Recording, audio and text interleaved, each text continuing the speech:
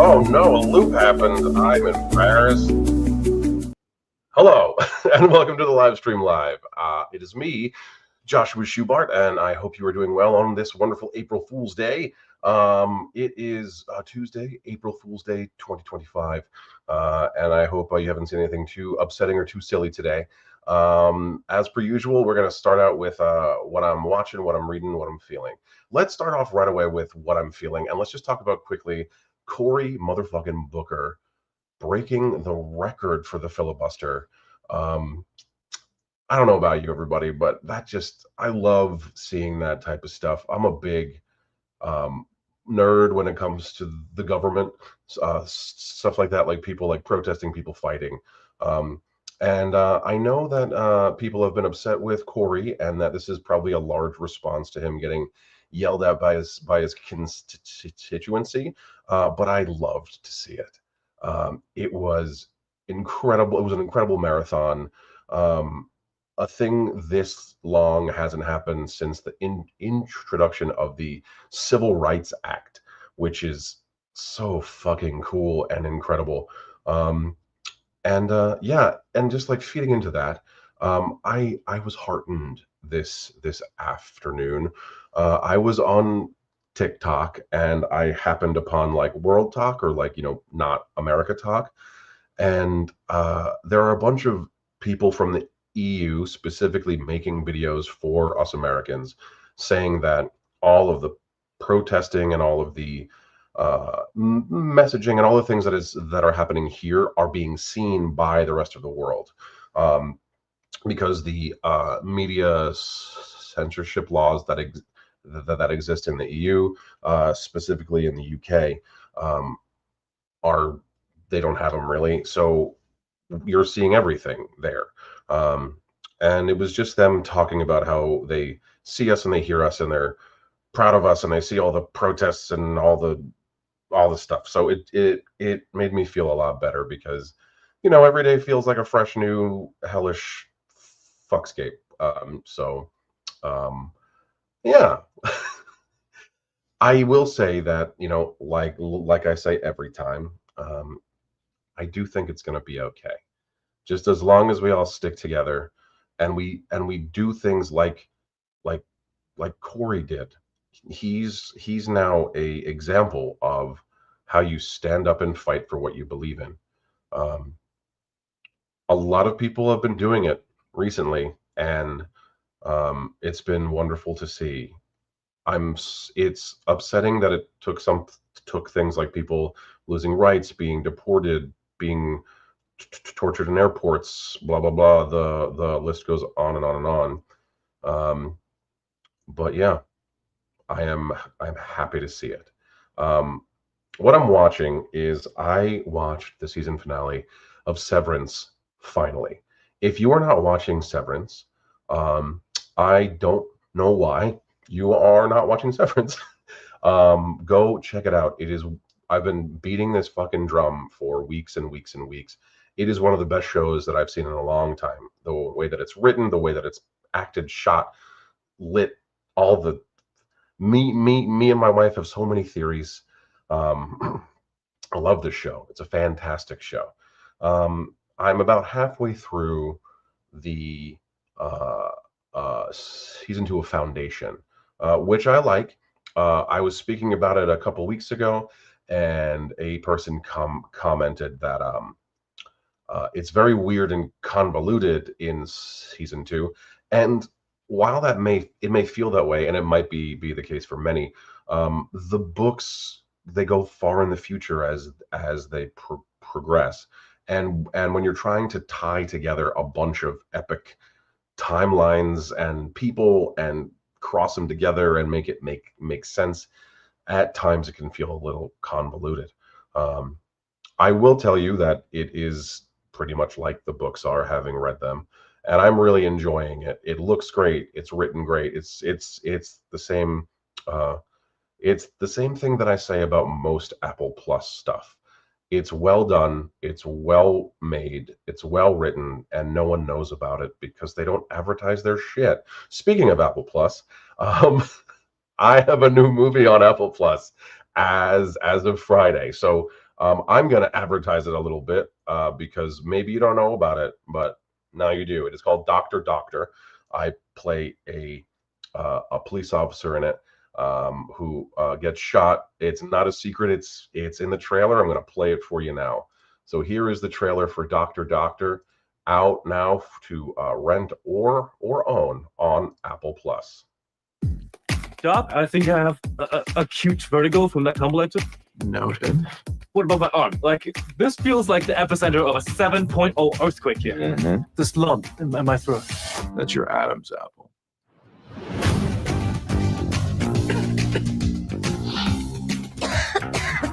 I wish I could hug you more. I need you to clear my schedule right away. Where are you going? I need an ambulance, like now. We need a doctor immediately. Why don't we just take him to a hospital? We take him to a hospital. He's gonna have cops swarming in. Considering your situation, he may be the only hope you got. Right, Doc? I have done. We have a hostage situation. I'm gonna need backup. Get on the ground. On this floor, are you serious? Do you know how much bacteria resides here? Time to put your expertise to the test. He's out of the woods, albeit a bit crispy around the edges. Sorry for the delay. Are you ready for your appointment? Imposter! What's happening here? You are suffering from paranoid delusion. What? See? Classic signs of dementia.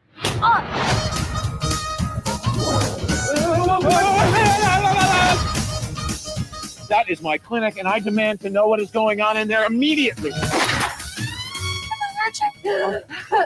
You're sure you don't put it in her heart? No, this is not a Tarantino movie. It's showtime. What did the doctor say? We're gonna be on right now. You do realize you're not actually a doctor. I'm just trying to facilitate the doctor's job. Oh, how's that working out for you? Yeah. All right. Doctor Doctor is on Apple Plus to rent or to own.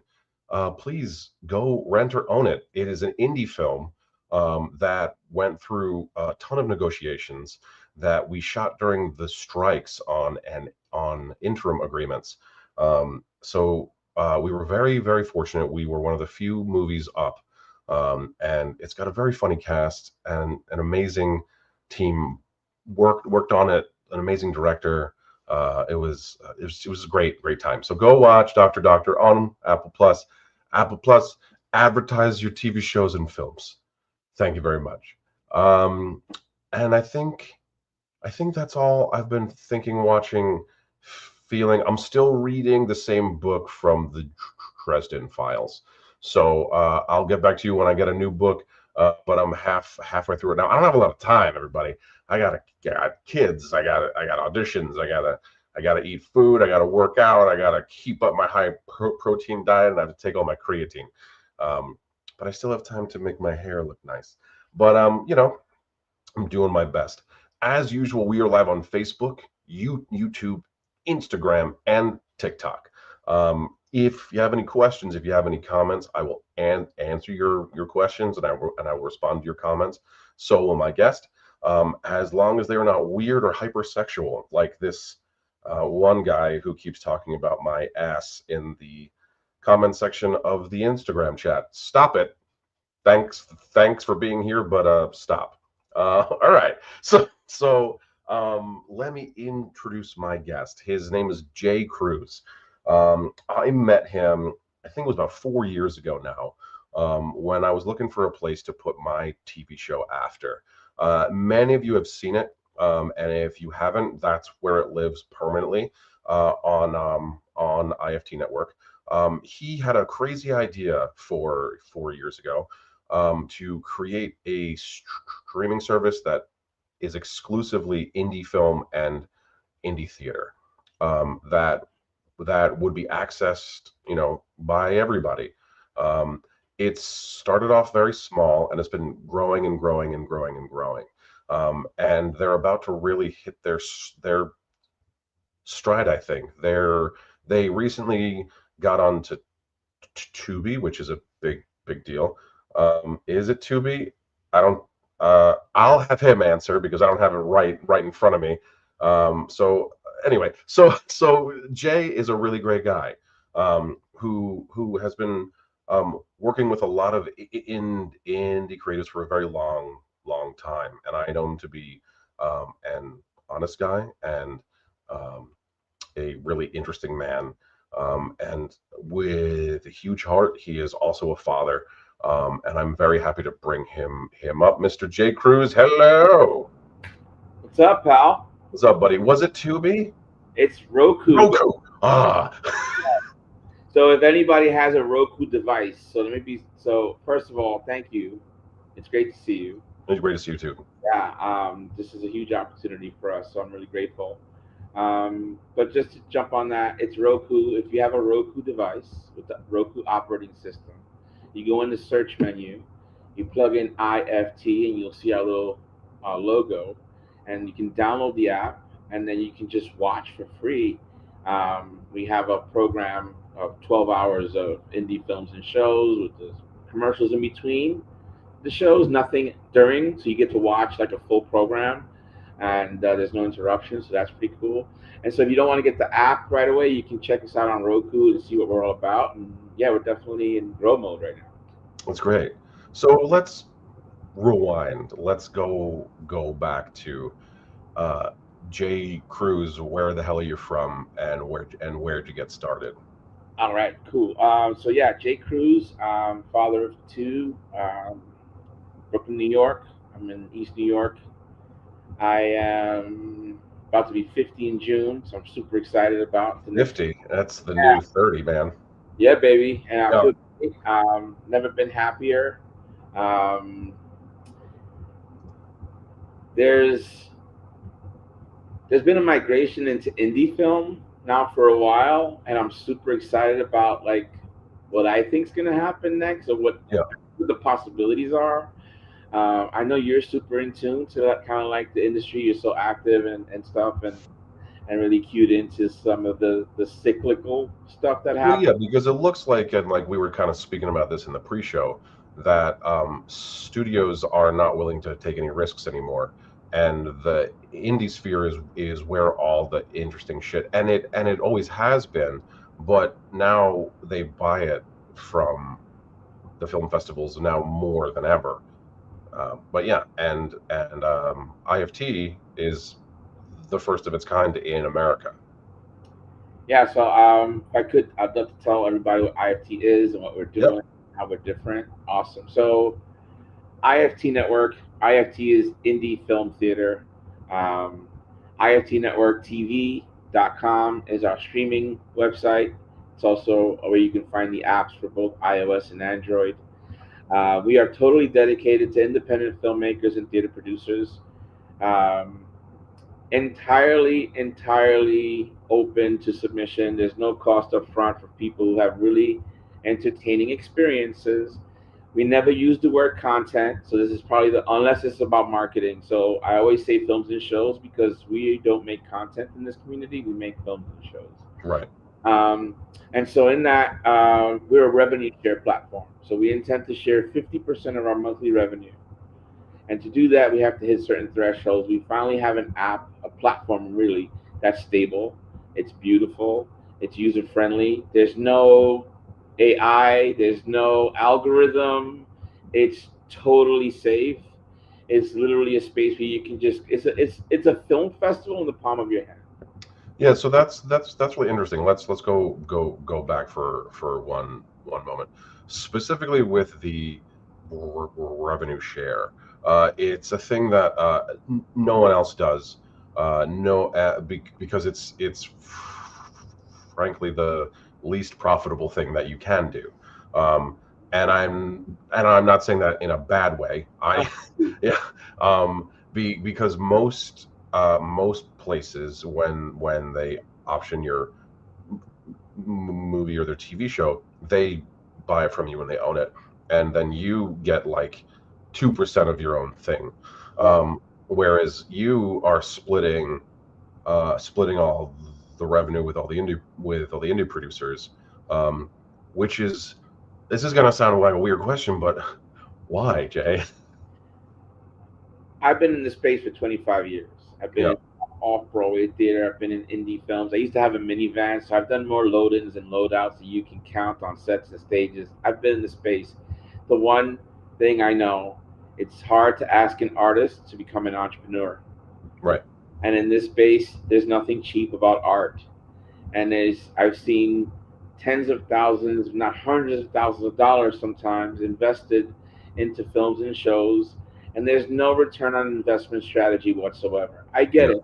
I'm not trying to teach people what ROI is and that sort of thing, but I found a way. All right, so I used to work in Kinko's, which is now FedEx Office, right? A good artist borrows, a great artist steals, okay? Okay. So FedEx Office used to be called Kinko's, and I had the pleasure of working at the #1 Kinko's in over 1,000 stores. I had the #1 store in the country. They had what they called profit sharing, or what I'm calling revenue sharing. And after a certain threshold, everything extra was split with everyone in the store. So that's where I get the concept from. Okay. Now, the big streamers, they have too big a machine to play in this revenue share space, right? And then there's all these great films and shows, and every single one of those producers is out here asking people, please watch my show, please watch my show. So the energy's there, right? People are asking other people to watch their films and shows. So what I decided to do is, if I can make a centralized ecosystem with that same energy, put them all on one platform, and whether they got viewed or not, split everything. The more we grow in subscribership, the more we have to share. Right. Right? A high tide lifts all boats. Yes. And because our overhead is low, we can actually get there pretty easily. 3,000 people, we're a sustainable business.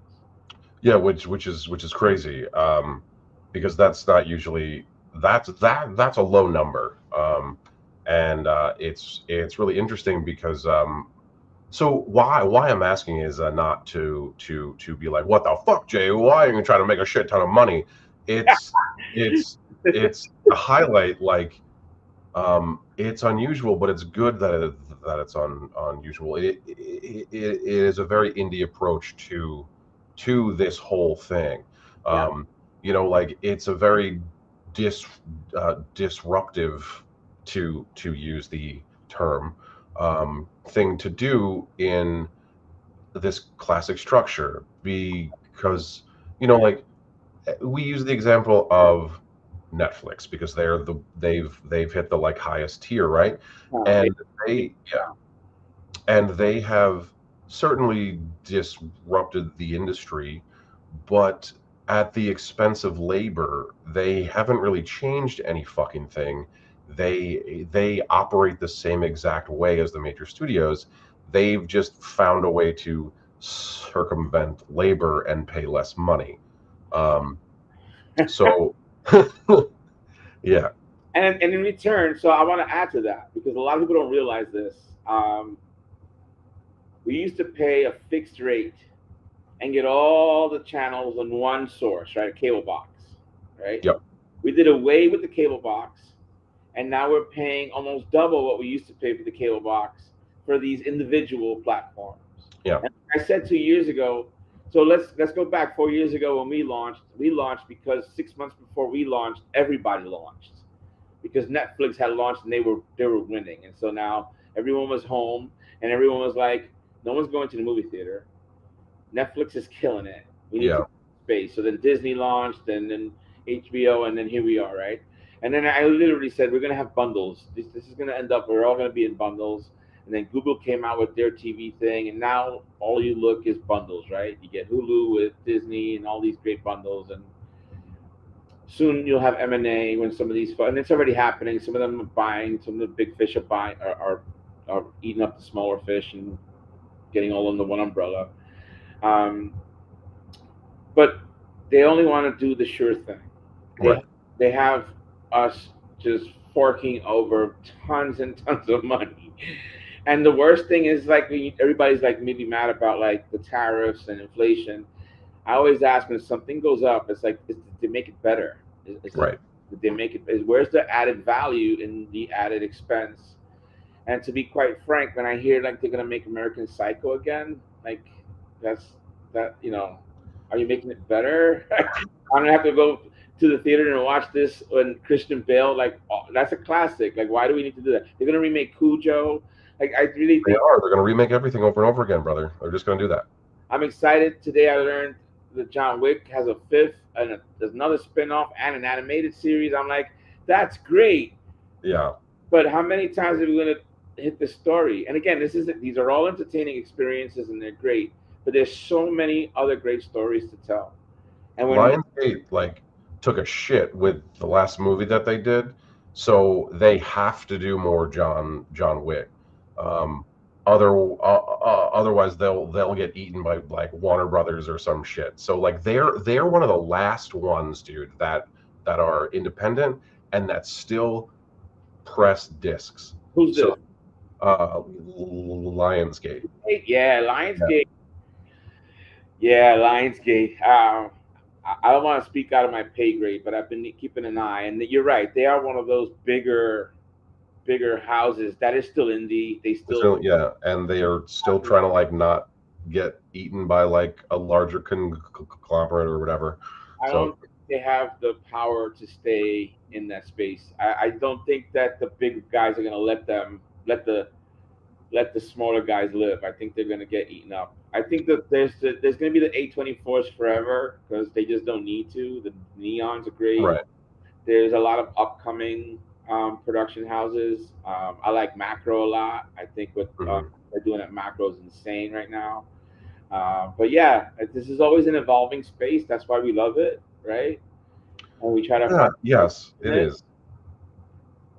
Yeah, I mean, like, it's always changing, and that's always great because you want change, but also you want to have some fucking stability every once in a while. And once that starts to happen, it feels like it's purposely destroyed to imbalance everything again. So that's kind of why one of the reasons why we built IFT and IFT Network. I'm going to describe what I see this industry as in a nutshell. Okay, you think of the pyramids, a three-dimensional pyramid. Everything above the pyramid is the stars, the galaxy. That's why we call the Hollywood stars, right? So Hollywood, Broadway, all the streamers, that's above the pyramid. At the top of the very, very top, you have the Neons, the A24s, the Macros, the Tyler Perry Studios or Powerhouse, right? From the top of the pyramid to the middle, that's the lawyers, that's all the big players. IFTs from the middle down. I want to kind of be in that space and be the go-to for that space because, to your point, the top, they're not designed to support us. They're not really thinking about us. And so we were able to kind of be a launching pad, a space where people can come and explore all this amazing work, all this amazing storytelling. I want to get to 5,000 films and shows in our library. Like that's one of our go-to market strategies right now. It's like, let's tell everybody, let's make it as easy as possible for people to send us their links. We want to screen as much as possible. I have a small team of interns. We're calling them associates. Hello to my associates. I love you guys. Thank you. But these guys are awesome and they're ready to go. So we want to onboard 5,000 films and shows. We were taking episode ones from all the series, putting them on the Roku so people can go watch episode one and then go watch the rest of the series on the platform. And for a price of a cup of coffee, you're supporting and uplifting in a whole entire community. No, it's great. So it was like our own slice, right? Like we can't really like depend on Hollywood. And at the same time, if Hollywood wants to look and see what the heck we're doing, they can, and maybe they'll find the next Josh Schubart to go and meet the next blockbuster film star. You know, like That's the whole purpose of it. It's an easy place to go play in the garden and look at what's happening, who's out there, the look of a person, the No, it's storytelling. true. Yeah, it's true. I mean, I love what you've made, and that's why my TV show is on there and not just like out somewhere else. I could very easily just have it up on like my YouTube page and it would be watched like fucking crazy. But I believe in what you're doing. It is a thing that, which I've said from the very beginning. I do love what you're doing. It's a thing that you don't see. It's a community-based process that is also looking towards the business future. Um, it's like a little pocket of protection for artists that normally isn't there. Um, and while you will be, and the company profits from it as well, without the company there, many of these people would never see a dime. So it's good. That's right. So I want to stop a second, just take a minute to thank the team that's been supporting this whole entire machine that is IFT Network. Sure. So to Nate, Sean, Melanie, Alex, Julia, my mom, my dad, Jaden, Nico, my kids, they've been so pivotal in these last 4 years. So May 4th, we make 4 years.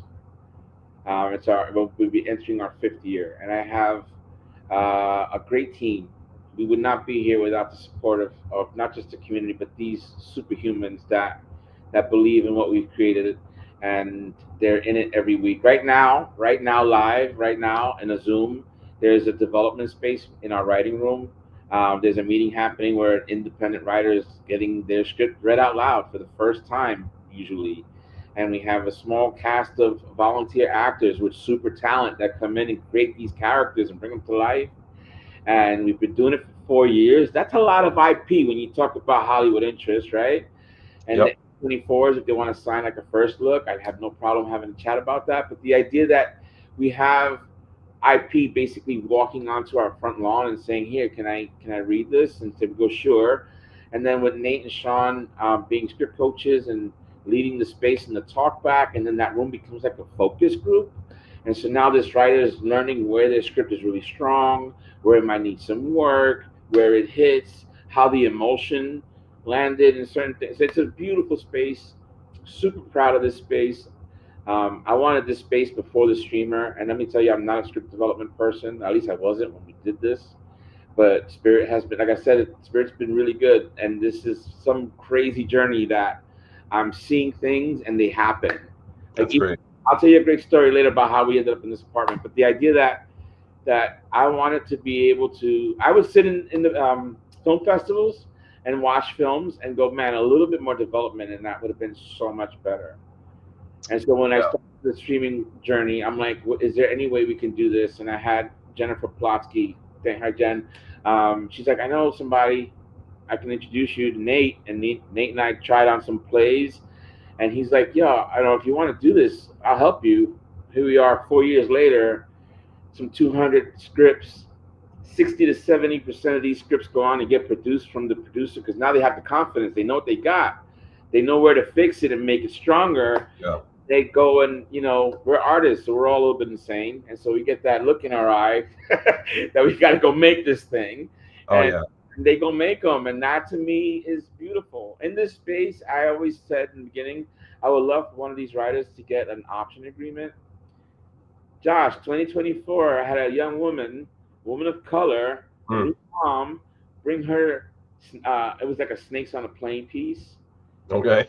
He got an option agreement offer last year, man. Like that was, Oh, that's awesome. that was a dream come true. You know what I mean? So, yeah, it's been a pretty awesome experience. That's just the script development part. That's just one pillar of IFT, and that's which is, I mean, I've been in there twice with two of my pieces, and so what it feels like, the like vibe is very much you like get a bunch of people together that you and you just have a nice read through, and then you hear feedback and you ask questions and all that stuff.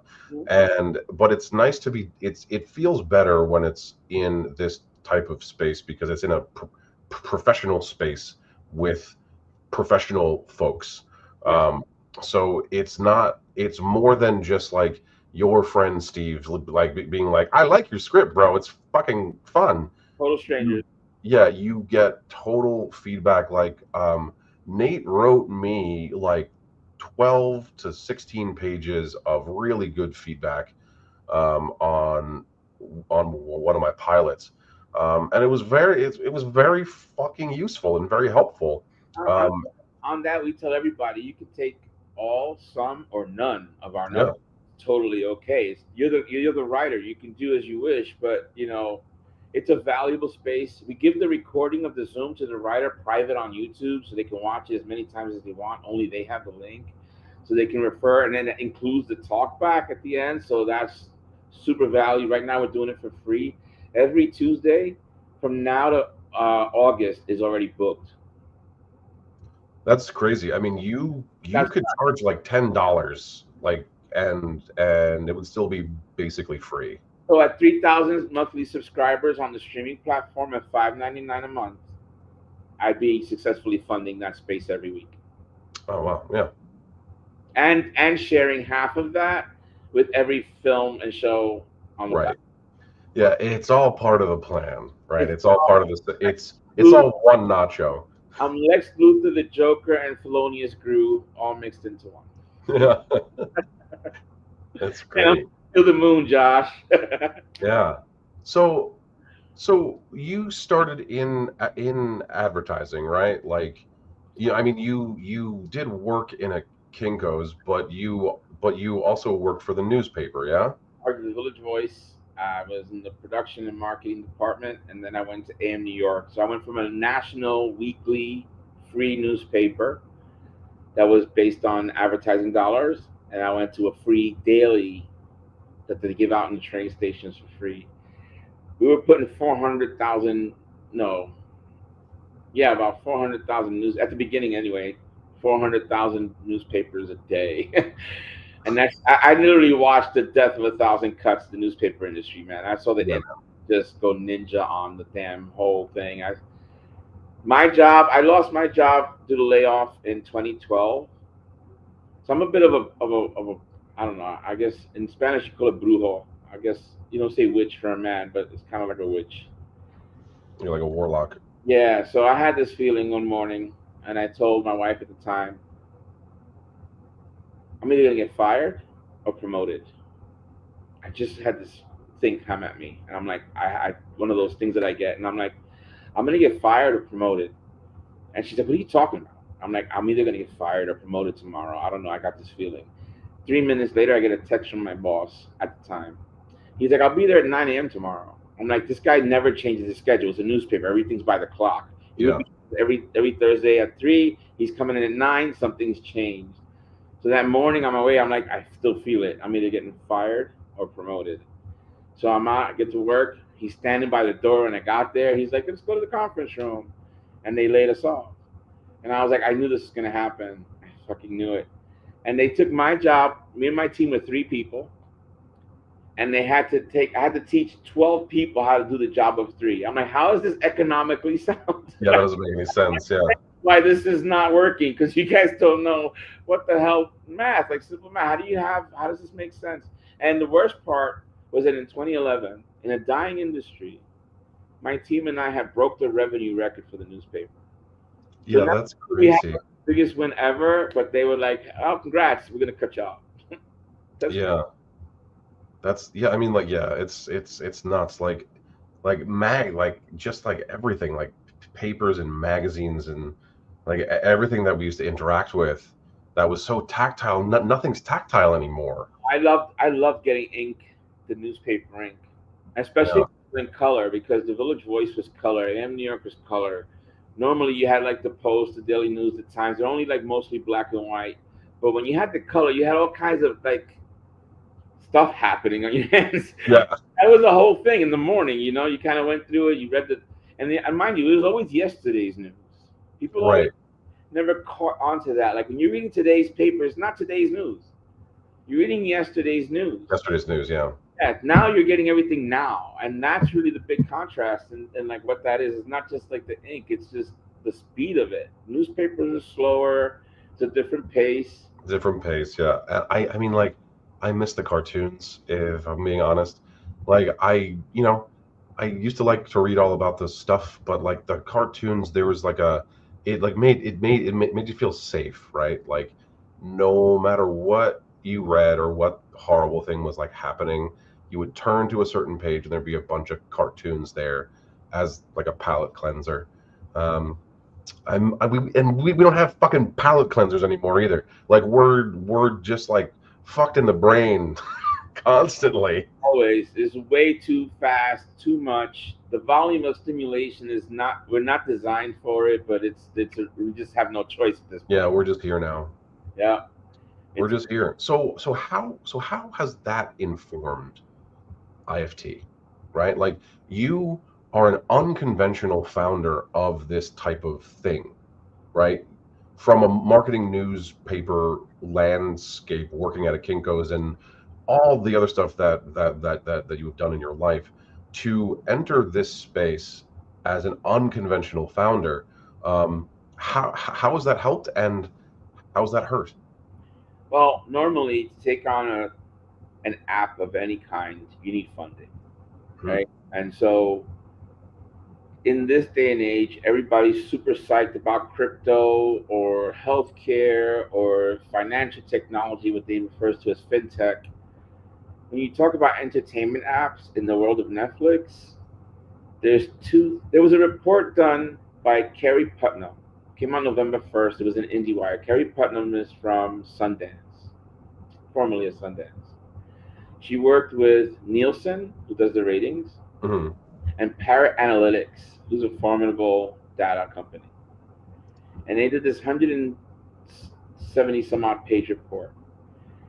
And this was a big validating moment for us because we were already 3 years in. But they are saying in this report that there's 77 million humans in just the United States that are interested in paying for an independent film platform. 33 from the 77 million, 37 million already paid to some form of it. Okay, that means there's a market there for 40 million people. I'm looking for 30,000 of those people. Right. In this space, you think about startups, you think about Shark Tank, the TV show, right? They're going out there for money. This is a space that is hard to sell. There's 2,000 other indie streamers already on the market. They're all emulating Netflix exactly, right? So if your stuff is on there, great.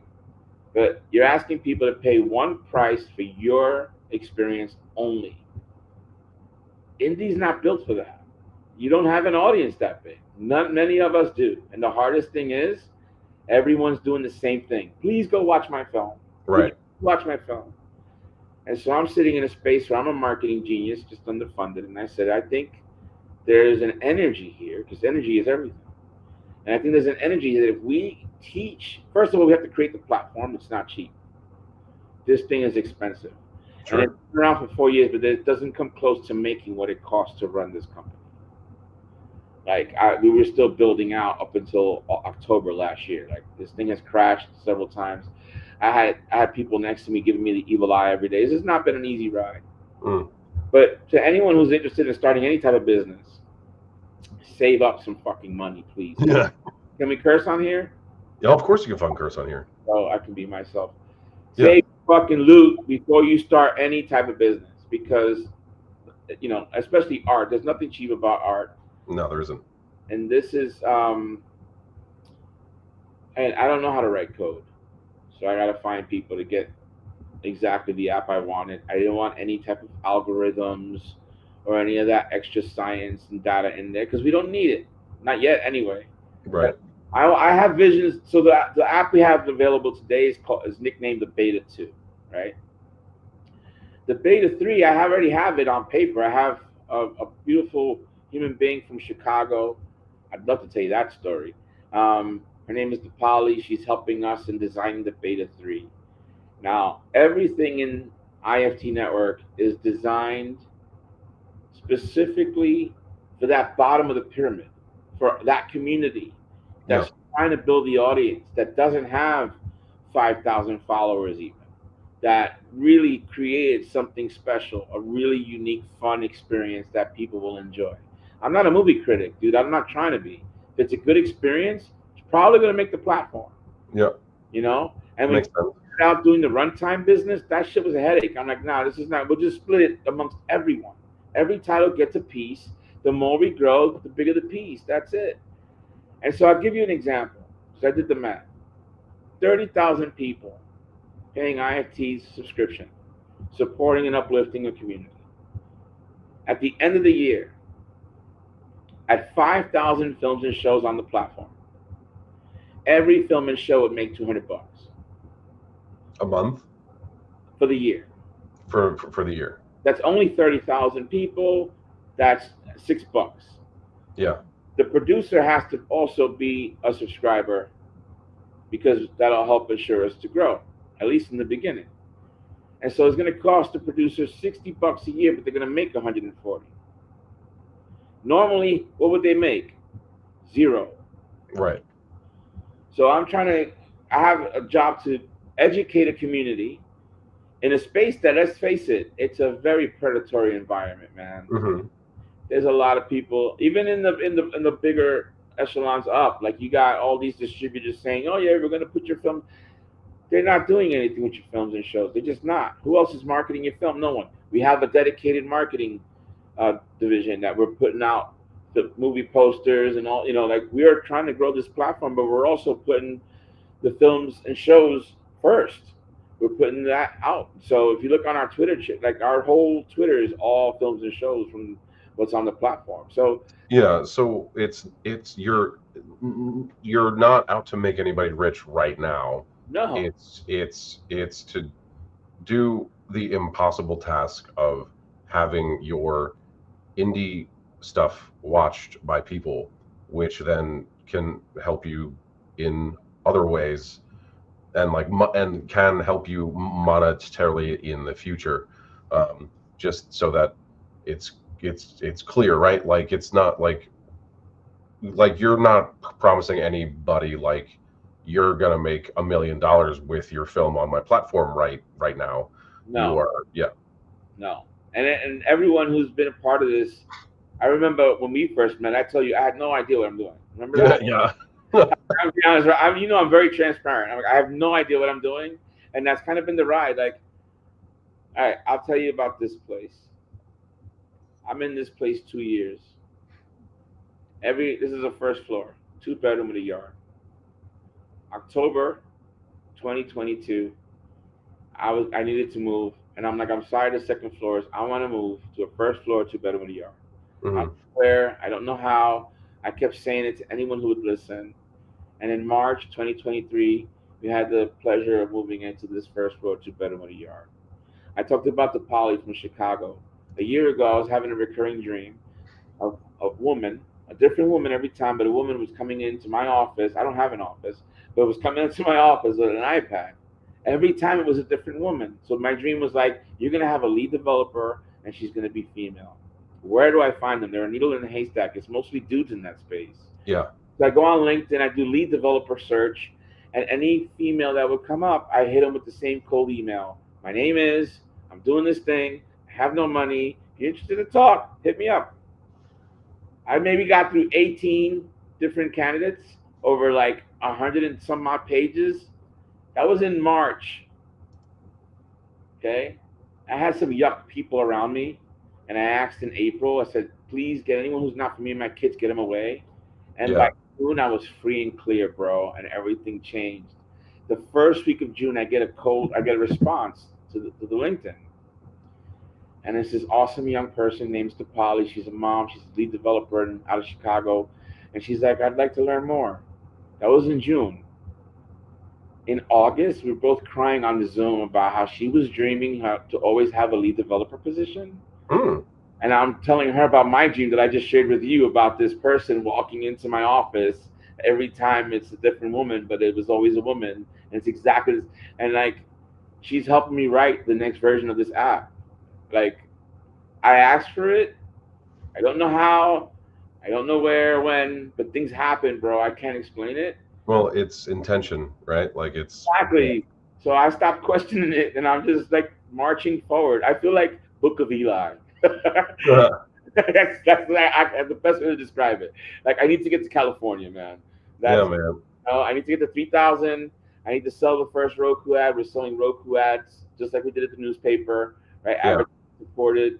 We can get some ad support. Then I can expand. Because right now, because we have no funding, we didn't have like a rich daddy or anything like that. We can't really have the voice that we need to put this out, right? Sure. And so that's really where we're at. So outside of the finance, like the app is really strong. The Roku's killing it right now. Like it's beautiful. And we chose Roku, and then Apple is next. So you'll be soon. We hope that you'll be able to download this app and check out these great films and shows on an Apple device. Because I mean, most of the people in film and theater use Apple devices. Apple stuff, yeah. That's a lot of stuff. So are you not on like the App Store yet? So we have an app. Yes, we have an app, right? That's the subscription app. Yes. And so Android, iPhone, or the website iftnetworktv.com. You can also check out indiefilmtheatertv.com. They both point to the same thing. You can do $5.99 and it's free for 30 days.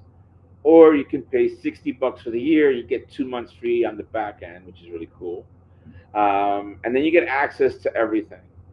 And so you get access to the apps. And what we did was we created a fast channel. And so basically it's like your regular cable TV show, the cable TV channel, where you just pop it on and you just sit back and watch.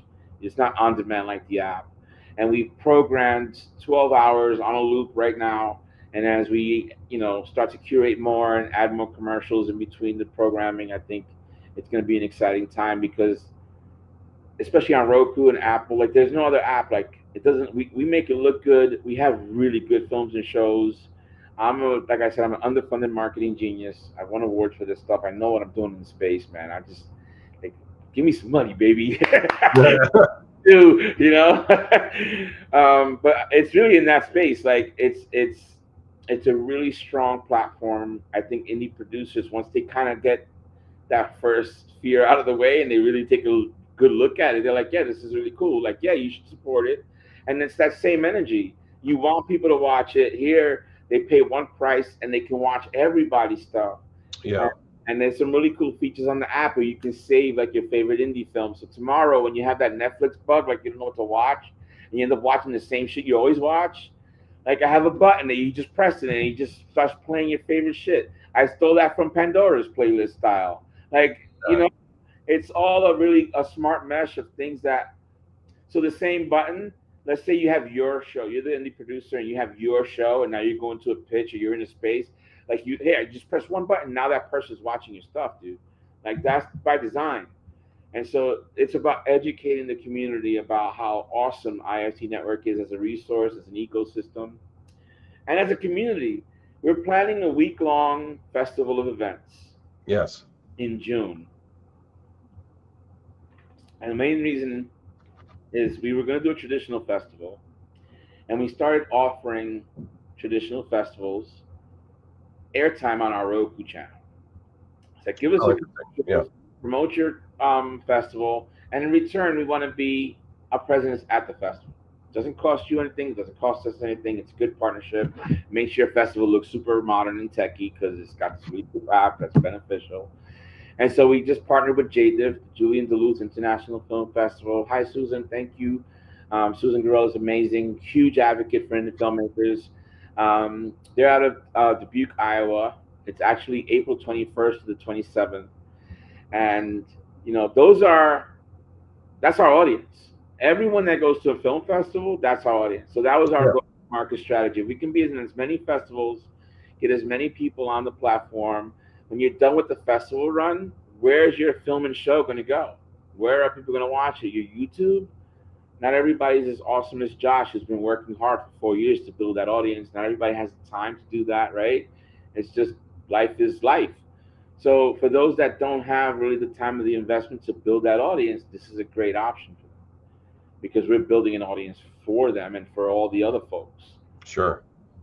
So going back to my question, how has being, it seems like being with your background in marketing and in the newspaper, when I say unconventional founder, I mean, like, you don't come from massive wealth, you don't come from shit like that.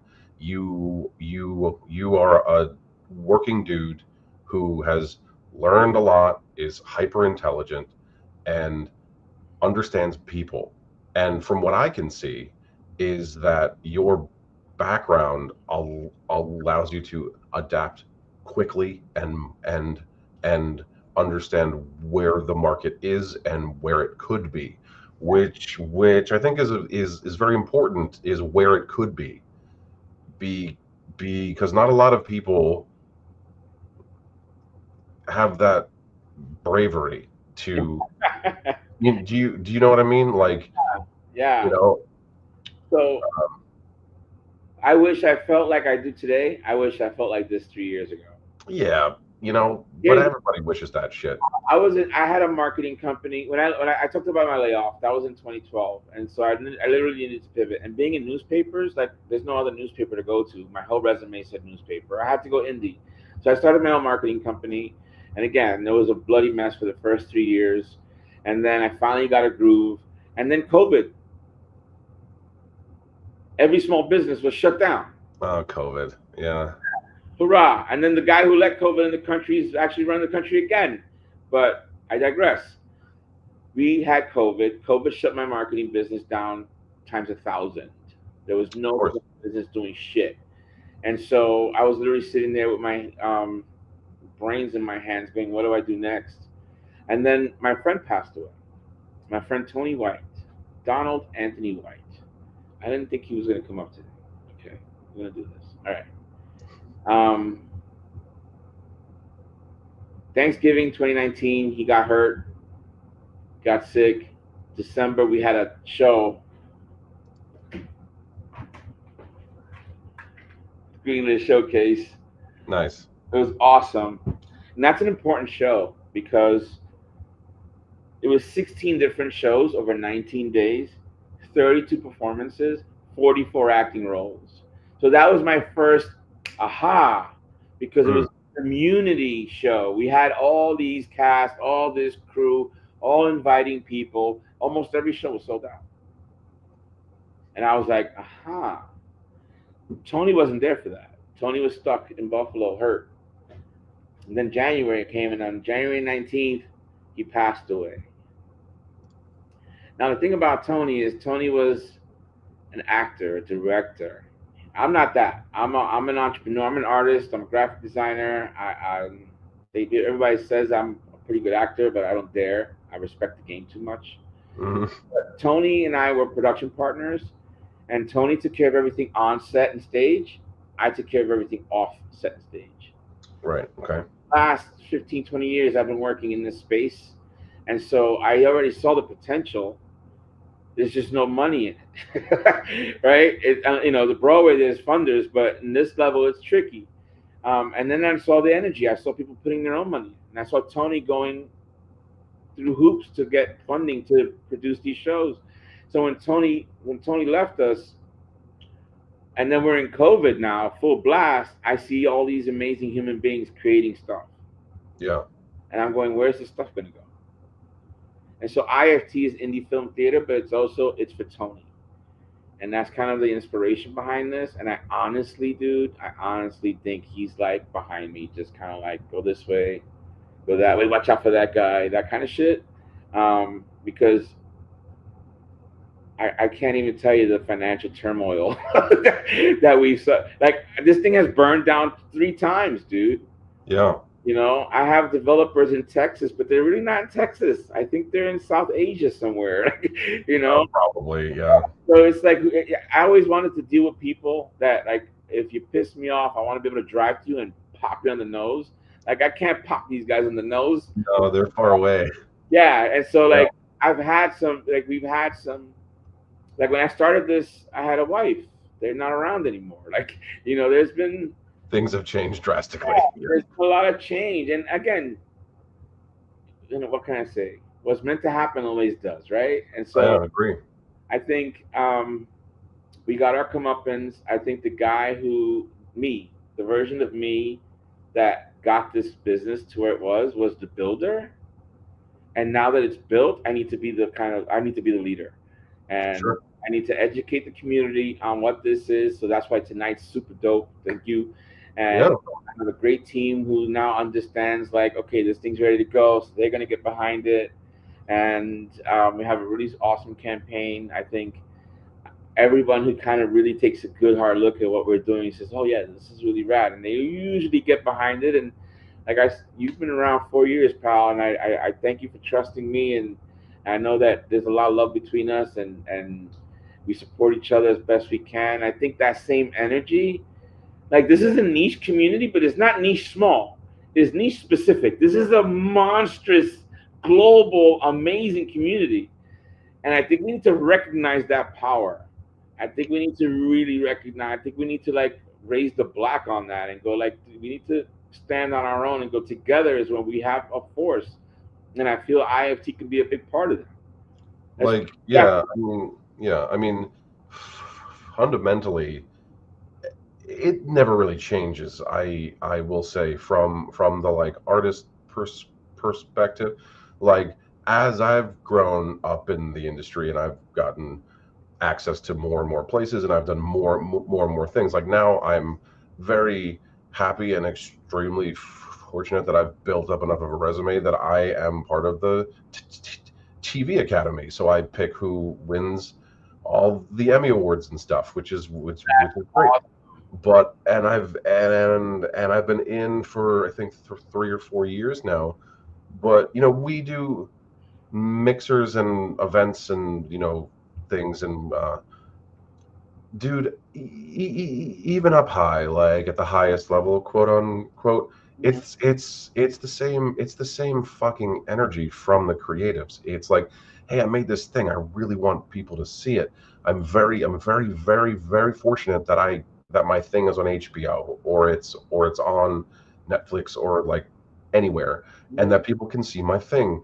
And it gets like, oh, TikTok, what are you asking me to do? Do this thing. I'm still here, TikTok. I am a person. All right. I'm still watching, like the Netflix pop-up. Are you still watching? Yeah.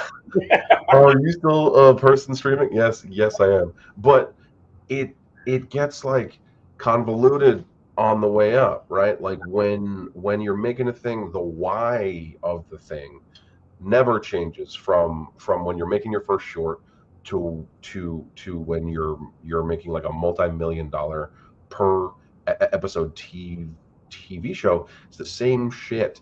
You just want people to watch the thing that you think is really great, and you want them to like it, and you want them to have a positive experience.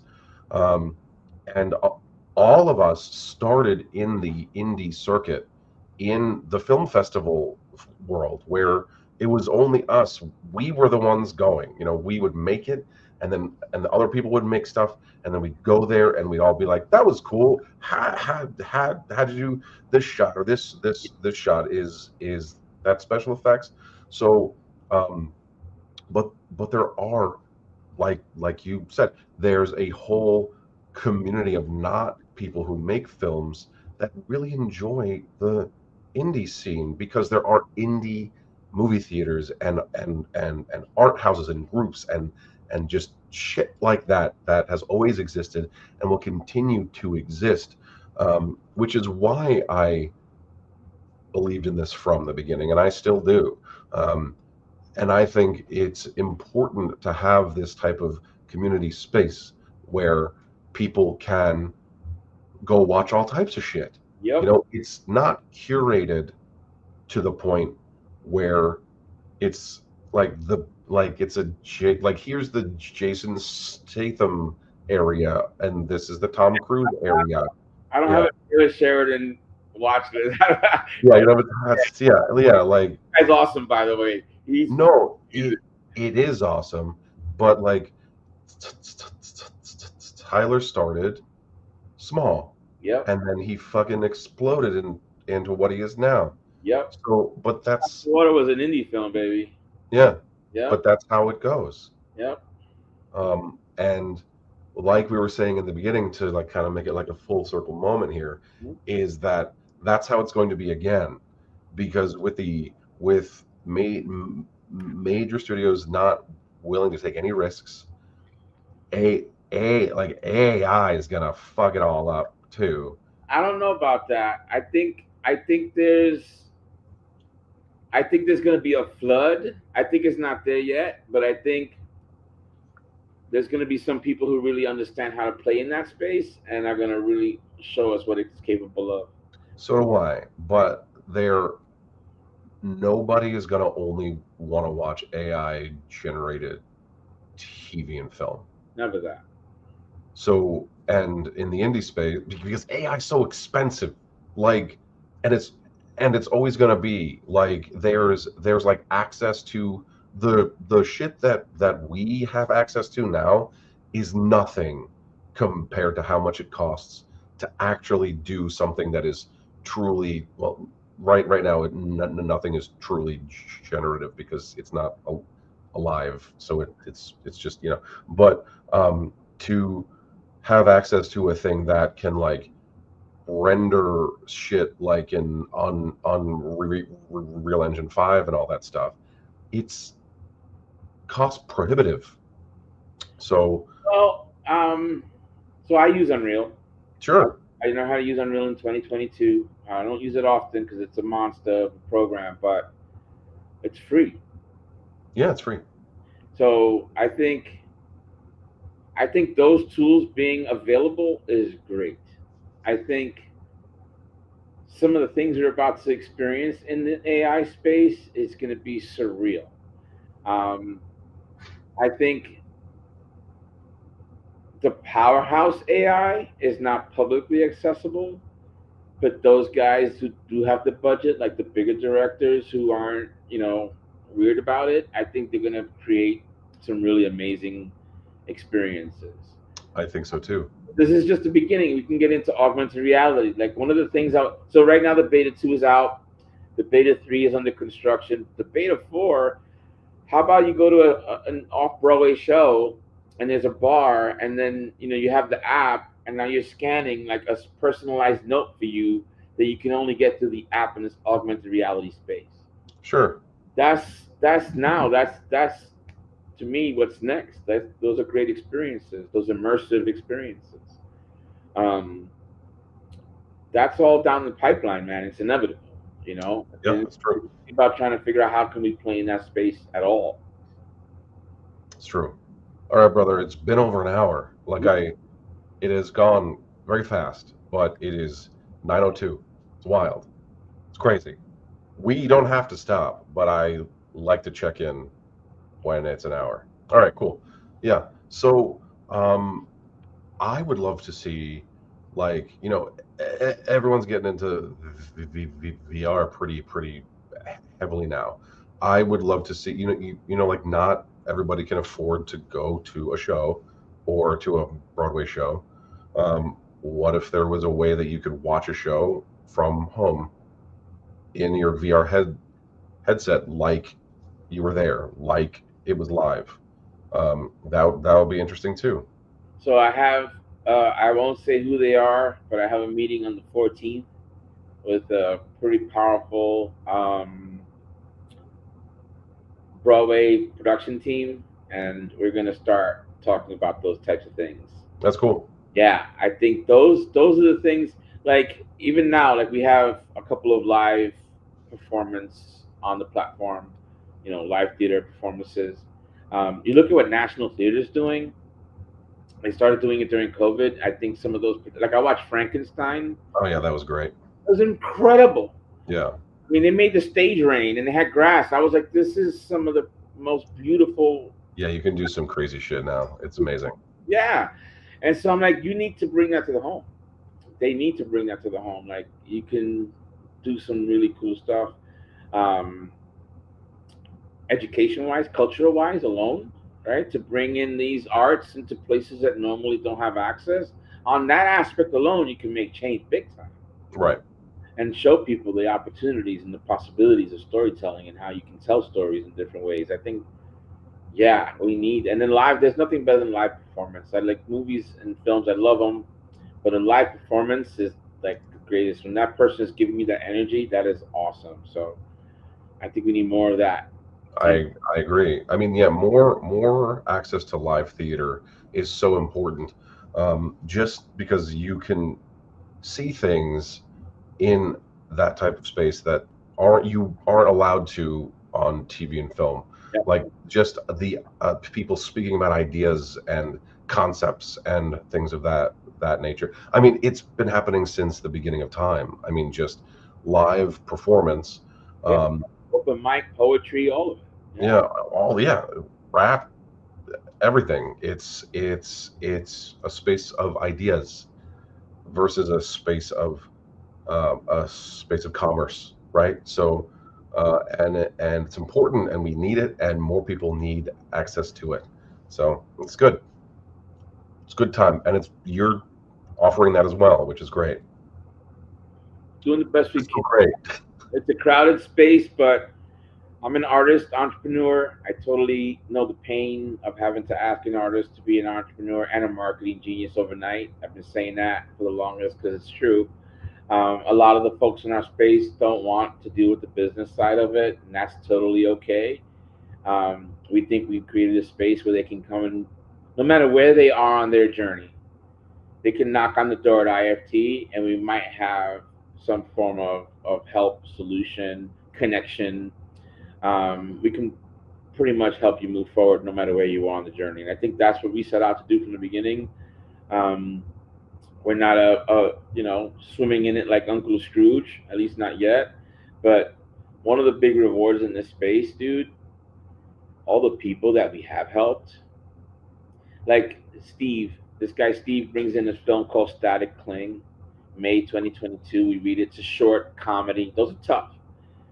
We read it, gets good read, raises I think 10 to 15K on a Seed and Spark, produces it 2023, 2024. He's been rocking the film festival circuit, sweeping up laurels left and right. That thing's gonna be streaming on our platform in a few months, dude. Full circle.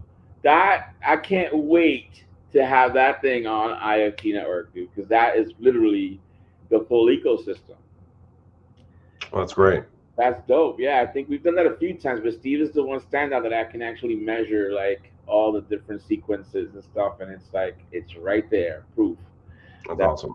Yeah, I mean, to go back to what you said, while I agree that most people aren't master marketers or like even understand how the business works, I would challenge that a bit and push back on it just a touch, just because like I didn't know anything about the industry either or the business end either, but it is the most important thing that you need to learn as an artist is that whole part of everything.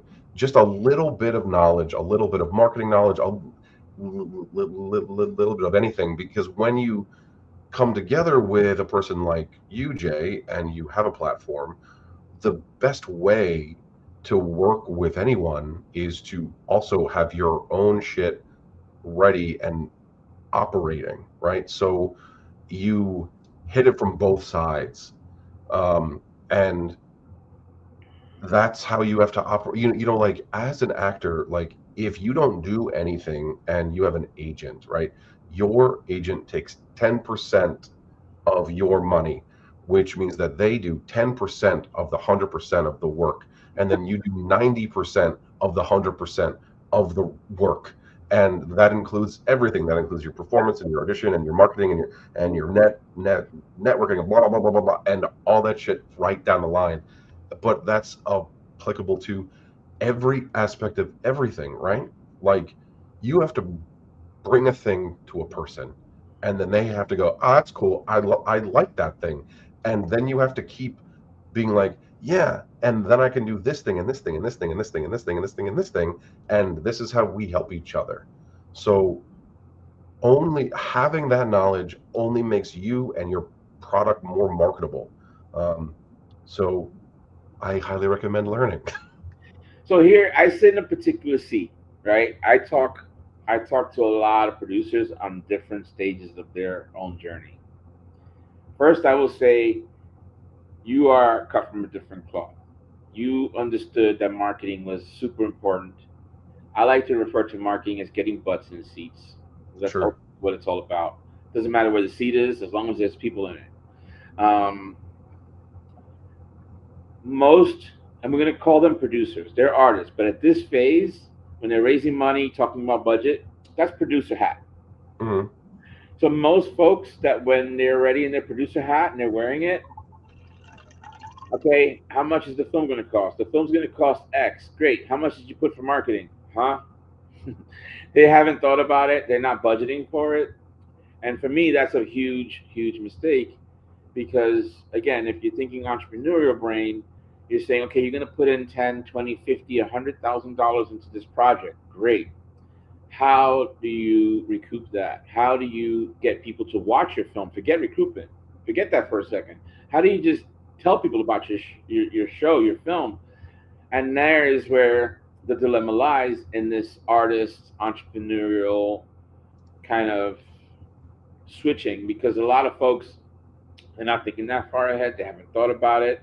They think somebody else is just going to come in. Oh, I'll rent the theater. The theater will do it. No, the theater doesn't do that. It Right? doesn't do that.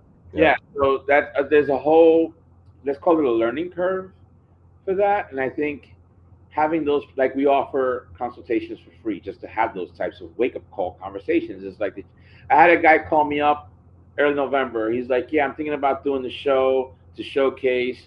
I'm like, where is it? He's like, it's in the middle of upstate somewhere. I'm like, do you have to pay? Yeah, I have to spend about this much.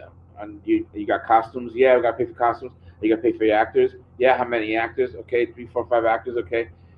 Do you want to buy Christmas presents for Christmas?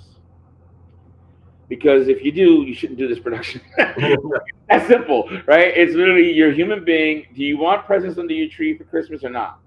That's really you're asking me if you should do it. That's how I'm looking at it. Yeah, you love your kids. Do you want to get them gifts? Because it's not putting all this money out for a show that doesn't have a lot of traffic in the area. Like, and so I'm grateful that they reach out to us just to be curious to go. I don't know what I'm doing. Yeah, most of us don't. I told you when we first met, like I have no idea what I'm doing in this shit. Right. That's okay. It is okay, but as long as you learn. Yeah. And so I think in this space, I think it's exciting when an artist gets that fire and they reach out to us because it's not to say that we're going to do it. No, that's not what we're here to do. But we're going to talk to you and tell you about, things to watch out for. And some of the interns or the associates that we have for this project, I have some of them meeting me for walkthroughs at venues. And I say, this is what you want to do. You want to ask for capacity. You want to ask for insurance. You want to look at how many exits. How do you feel in the space? Are there enough windows? Is there enough light? Like just to experience that. So 2 years from now, 5 years from now, 10 years from now, when they make their film or show and they want to do a thing, like I'm walking them through and teaching them how to do these things so they can do it for themselves. It's basically what we're doing with every producer that reaches out to us. Right. Someone reached out to us 2 weeks ago. I have a documentary idea. I don't want anybody to steal it. It's very complex. I'm like, yo, let's make a meeting. And I brought in a producer who had already produced a documentary, a feature documentary. And I had Nate, who's like my right hand and our creative director and is super awesome with scripts in the early phases of things. And we had an hour-and-a-half meeting with this person just to kind of like, these are the things to look out for. This is what you can do right away. And at the end of it, I think the person was more confident and understood exactly the options that they had. And ultimately, for me, I like to just educate people on the options. Sure. The choice is yours. But these are all the different things you can do. And ultimately, you can do it or not. Yeah. All right. Well, all right, man. Now I'm going to call it. I have to go. I have to go feed my child. Let's do it. But I really appreciate you being here, man, and spending some time with me. If you were interested in checking out IFT, it is linked literally everywhere. So it's under all the videos. There will be lots of small clips going out for the rest of the week. It'll be tagged and shared and collaborated on. You'll be able to interact with IFT Network, and you've seen a bunch of my promos for my TV show After constantly. There'll be more out soon because I like to get people interested in it. Yeah. Please go and watch it there. It is a great platform, and I really, really, really believe in it, and it's really special. So, Jay, thanks so much for being here, man. It's IFT's built with love. I love you, brother. Thank you for having me. I'm really appreciating this, and thank you to everybody watching. Sure, man. All right, man. I will speak to you soon. Peace. Peace. All right, everybody. Thank you so much for being here and for the extended hour. We went over a bit. I hope that's okay. I had a great time speaking with Jay. If you are watching on YouTube, please like and subscribe.